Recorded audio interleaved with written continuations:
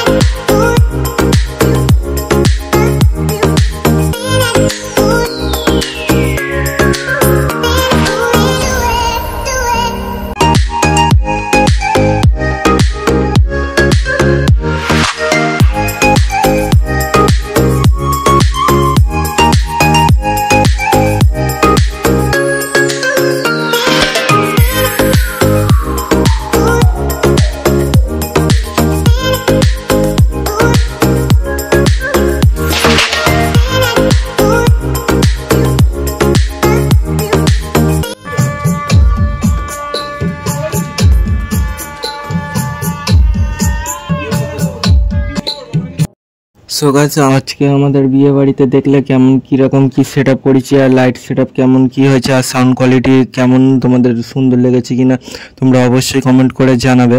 তো আশা করছি তোমাদের ভিডিও খুবই ভালো লেগেছে। চলো দেখা হচ্ছে কোনো একটা নেক্সট ভিডিওতে, আজকের জন্য এইটুকুনি।